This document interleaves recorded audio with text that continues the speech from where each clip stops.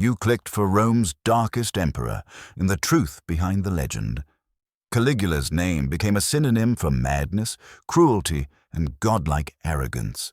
But peel back the palace gossip and propaganda, and what remains is somehow worse.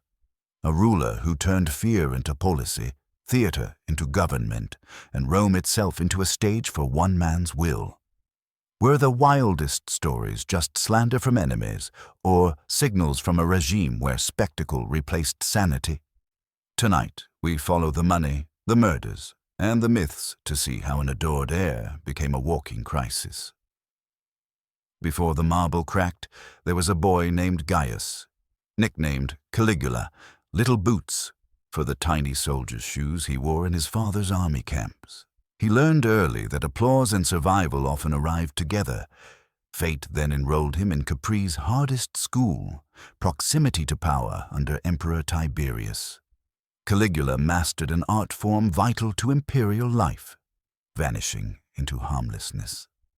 He listened. He smiled. He memorized where fear slept in every room. When Tiberius died in 37 CE, Rome roared. The Senate celebrated the end of suspicion. The crowds welcomed a living heir to the beloved Germanicus. For months, Caligula performed mercy, pardons, bonuses for the god, spectacles for the people.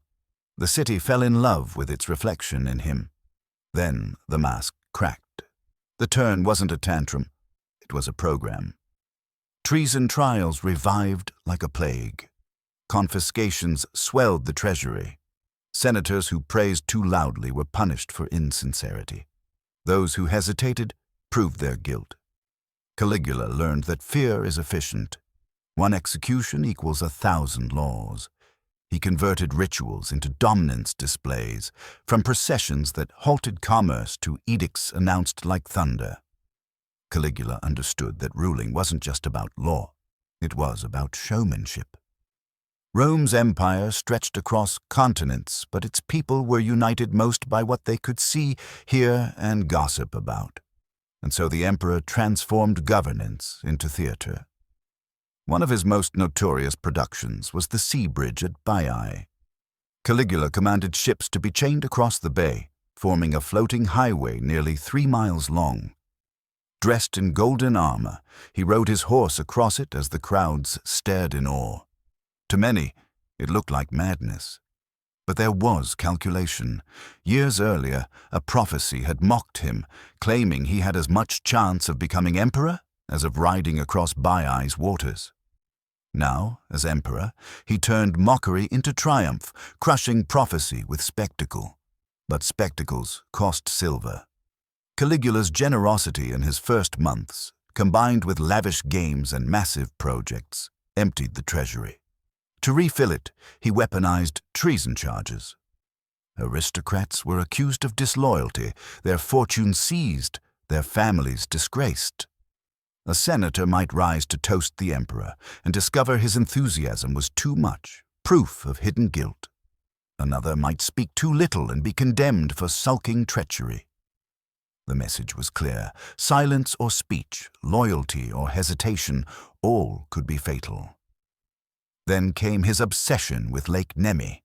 Upon its waters floated colossal ships unlike anything Rome had seen. Outfitted with marble floors, heating systems, and towering statues, they were part temple, part palace, part experiment. Some called them shrines, others pleasure barges, but either way they broadcast one truth. Resources existed not for Rome's needs, but for Caligula's image.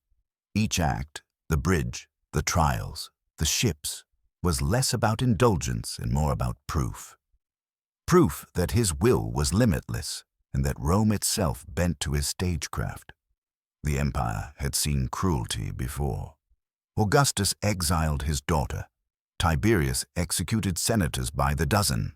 But Caligula innovated a system, fear as currency.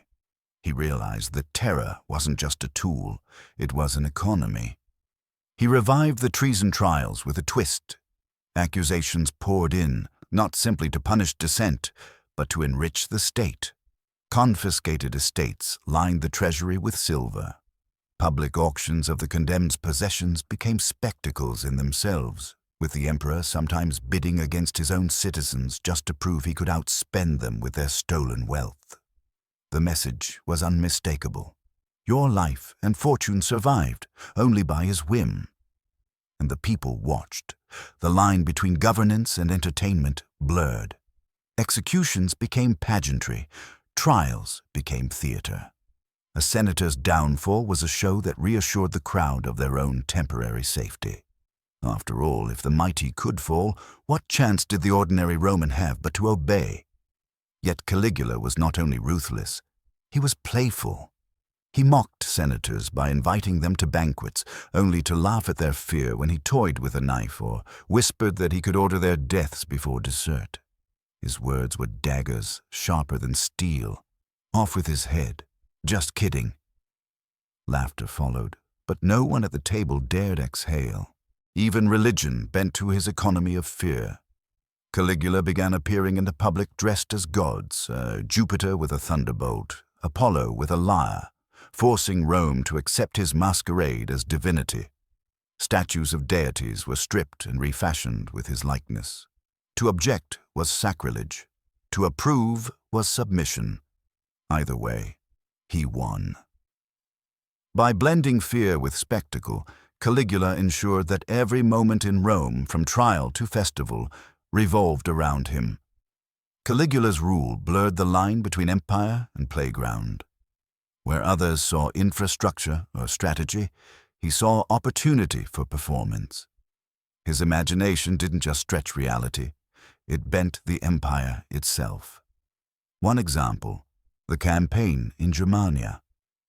Instead of glorious conquest, he allegedly lined up his troops, ordered them to collect seashells on the beach, and declared them spoils of the sea. Was this insanity, or was it a calculated insult, reducing Rome's most disciplined legions to scavengers for his amusement? The message was cruelly clear. Even the empire's soldiers, who had conquered half the known world, existed only to serve the emperor's joke.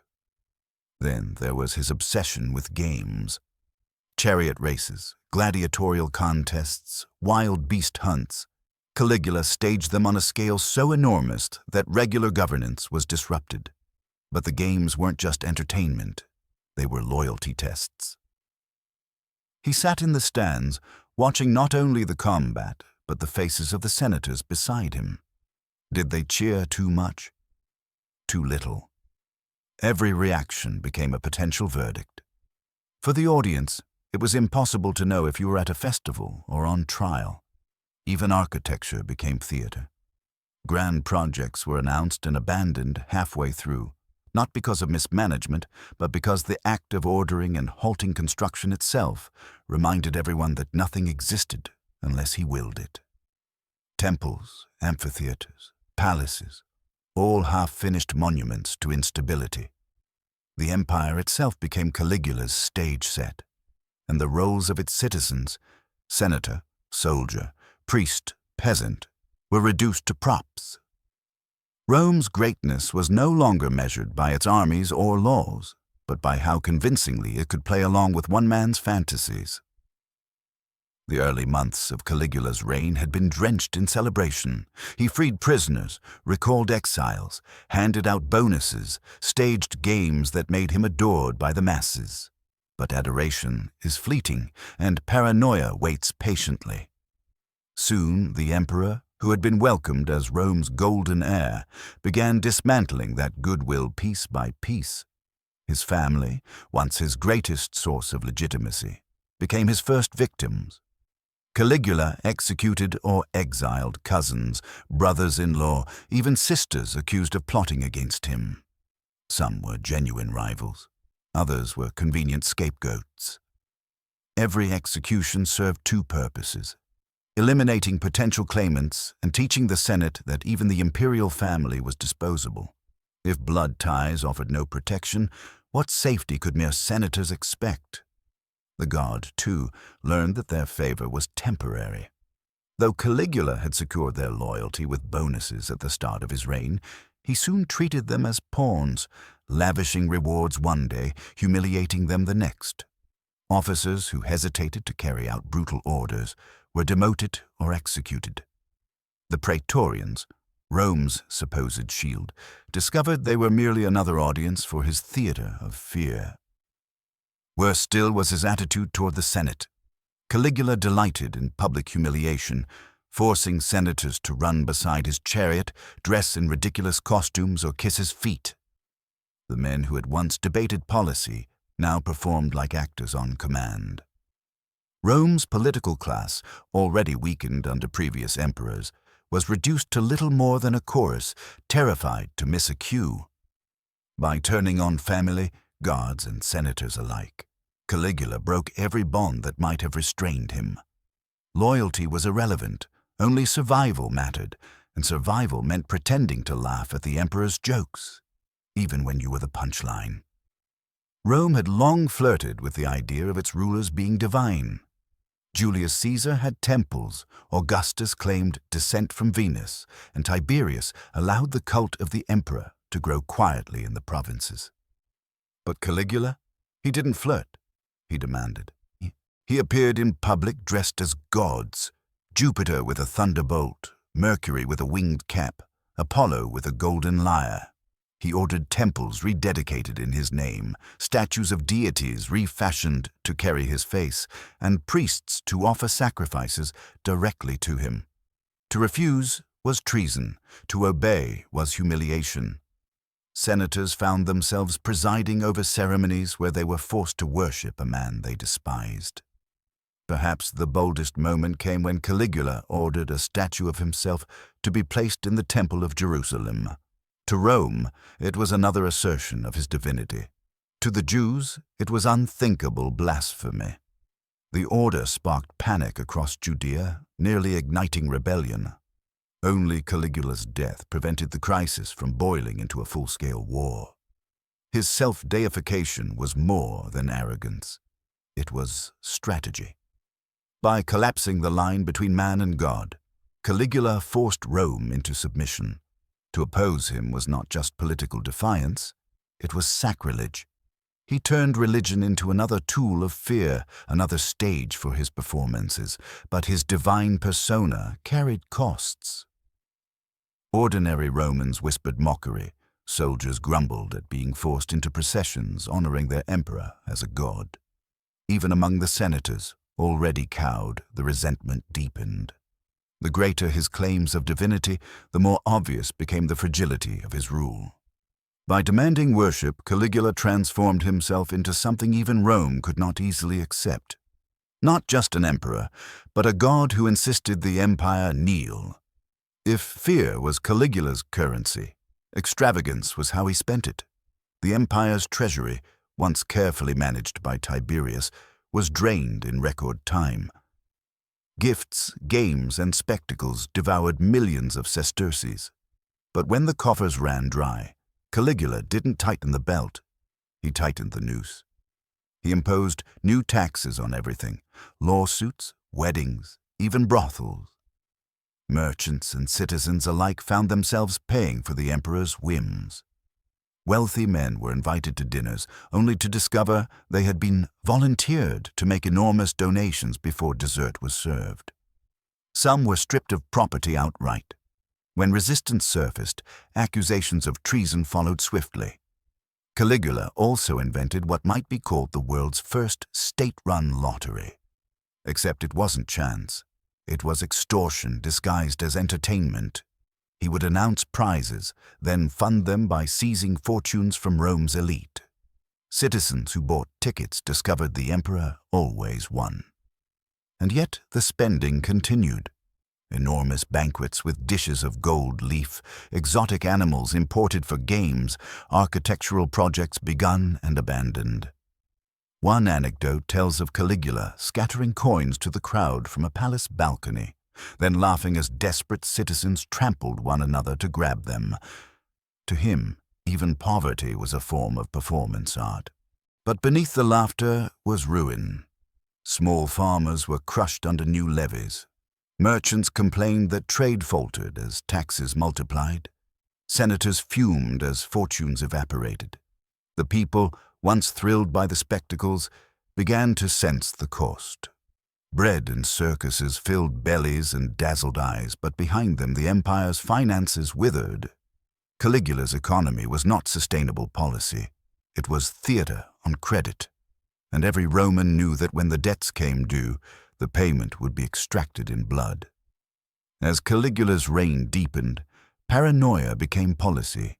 Where Augustus had built consensus and Tiberius had ruled through suspicion, Caligula transformed mistrust into open warfare against anyone he imagined a threat. Conspiracies, both real and imagined, filled his world. Senators whispered in corridors, careful not to let servants overhear. Families destroyed letters, terrified that a joke scribbled on a wax tablet could be twisted into evidence of treason. Informants thrived, rewarded handsomely for denunciations. A man could be condemned not for actions, but for hesitation, a poorly timed sigh, or even a dream reported by a rival. The emperor himself delighted in this climate of suspicion. He staged conversations with senators where the answer to every question was wrong. Agree, and you were flattering him. Disagree, and you were defying him. Say nothing, and you were sulking. Survival became a game with no winning move. Even the army felt his suspicion. Though beloved by the Praetorian Guard at first, Caligula began executing officers on flimsy charges. Legions once loyal to Germanicus, his father, were reminded that loyalty was meaningless if it wasn't to Caligula personally. Paranoia seeped into daily governance. Edicts grew erratic, often contradicting themselves within weeks. Governors were shuffled in and out of provinces so quickly that no one could build stable authority. Rome itself began to sense that the empire was being run not from policy, but from whim. And yet this chaos wasn't weakness, it was strategy. By ensuring that no senator, officer, or governor felt secure, Caligula made himself the only constant in Rome's unstable universe. Fear was loyalty's substitute, and unpredictability became his strongest weapon. But there was a cost. The more he sowed fear, the more he isolated himself, and isolation is dangerous, even for an emperor. By the year 40 CE, Caligula's reign had reached its breaking point.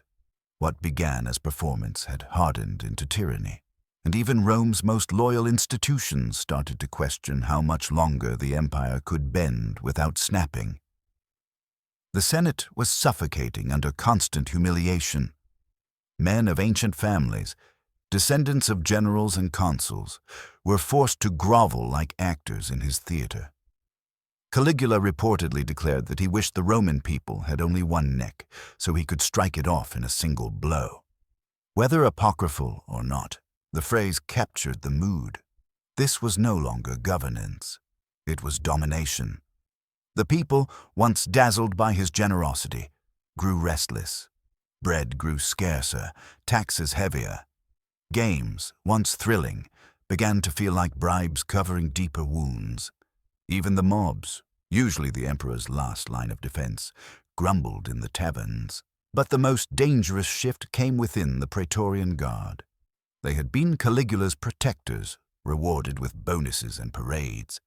Yet they, too, lived under his shadow of fear. Commanders were executed at a whim, soldiers punished for imagined slights. Loyalty curdled into resentment, and resentment, when armed, becomes conspiracy.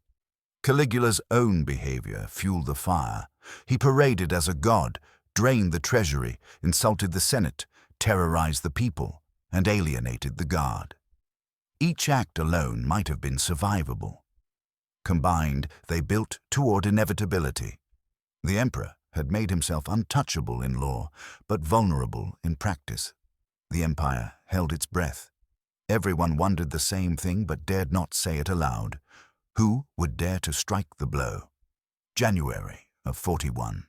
CE brought the curtain down on Caligula's theater of power. The setting?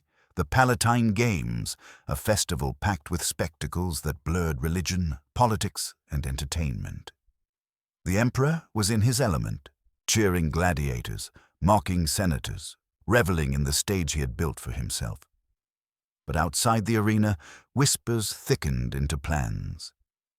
Cassius Chaerea, a Praetorian officer whom Caligula had repeatedly humiliated, emerged as the plot's center. Caligula had mocked his voice, called him weak, even ridiculed him with obscene nicknames. The guard might tolerate fear, but ridicule corroded their pride. Chaerea's resentment became resolve. The plan was simple: strike when Caligula least expected it. On January 24th, after leaving the theater and heading through a covered passageway, the emperor found himself surrounded by men he believed were his protectors. Instead, they drew swords. Accounts vary. Some say Chaerea struck first, shouting a curse as he drove his blade into the emperor. Others claim Caligula's bodyguards hesitated, unsure whether to defend him or join in. But all agree on the outcome. The emperor of Rome, self-proclaimed god, master of fear, collapsed beneath the blades of his own guard. Panic swept the palace. Some screamed in relief, others in terror. Caligula's wife and young daughter were slaughtered soon after, an act meant to erase his bloodline completely. For a moment, the empire had no master, only silence, broken by the echo of betrayal in the very halls where he had ruled like a deity. The performance was over, and the audience, senators, soldiers, citizens, realized they had witnessed not just an assassination, but the implosion of fear itself. The assassination of Caligula should have marked the end of chaos. Instead, it plunged Rome into uncertainty. The Senate, long humiliated, moved quickly. Many senators argued that this was their chance to restore the Republic, to strip away the office of emperor once and for all. For a brief moment, the dream of a Senate-led Rome flickered again. But dreams collapse quickly when faced with armed men. The Praetorian Guard, stained with Caligula's blood, still held the keys to power. While senators debated, the soldiers searched the palace. Hiding behind a curtain, they found Claudius, the timid, stammering uncle of Caligula, long dismissed as a fool unfit for politics. To the guard, he wasn't a joke. He was opportunity. Lifting him onto their shoulders, they declared him emperor. The Senate's hopes of reclaiming power vanished in hours. The Republic would not return. The empire remained bound tighter than ever to the swords of its protectors. And what of Caligula himself? His body, hacked and disgraced, was denied a grand funeral. Eventually, his sisters managed to collect the remains and inter them quietly. The man who had demanded worship as a god was reduced to whispers and shadows. No temples bore his name, no monuments celebrated his reign. His memory was cursed, condemned to infamy rather than reverence. Rome had survived him, but at a cost.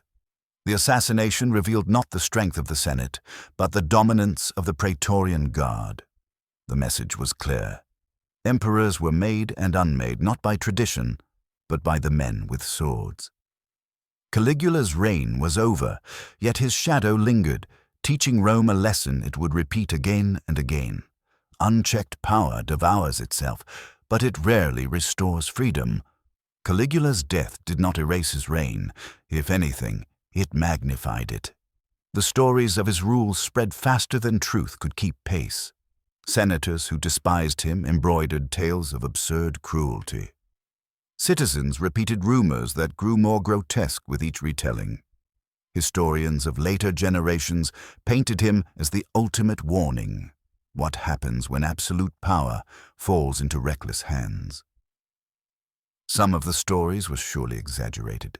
Did he really plan to make his horse a consul? Ancient sources say yes. Perhaps it was satire, a way of mocking the Senate by suggesting that even an animal could govern as well as they did.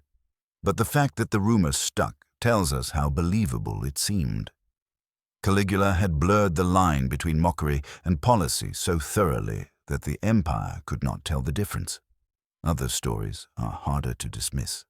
The bridge at Baiae, the ships of Lake Nemi, the treason trials. All are supported by multiple accounts. Each confirms the core truth. Caligula wielded power not for stability, but for spectacle. His reign was not a system, but a performance, and when the performance faltered, so did the empire's patience. Yet his legacy is more than scandal. Caligula's fall taught Rome an enduring lesson. Emperors were vulnerable not just to assassins, but to perception.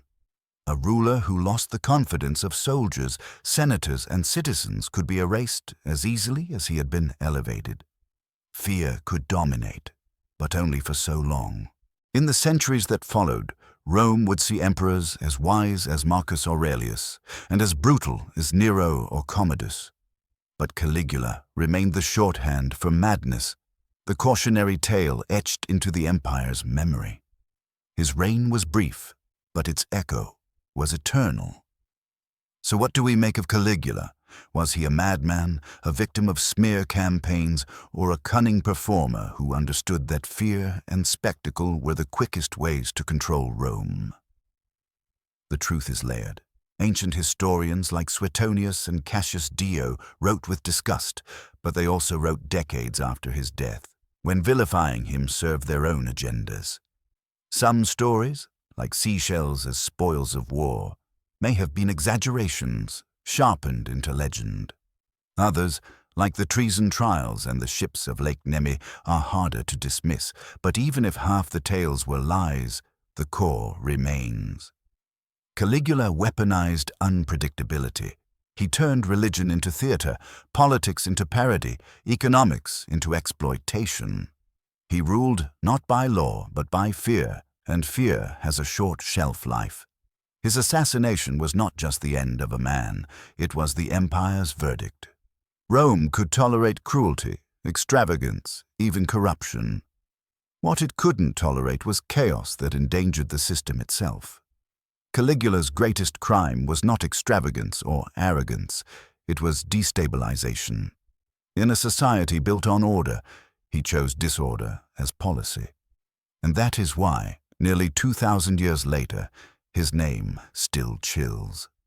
He was not Rome's longest ruler, nor its deadliest, but he was the emperor who made the entire empire feel like actors, trapped in a play they could not escape. His reign endures, not as governance, but as theater, a cautionary drama etched into history. So when we speak of Caligula, we are not just retelling scandal.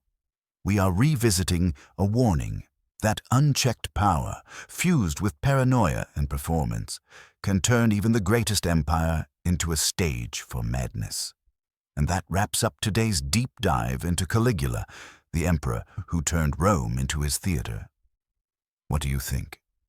Was he truly insane? Or was he a master manipulator whose reputation grew darker with time? Drop your thoughts in the comments.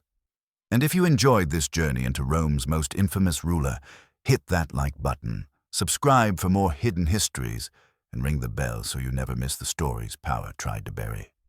Thanks for watching. And remember, history isn't just the past. It's a mirror, warning us what happens when fear becomes the only law.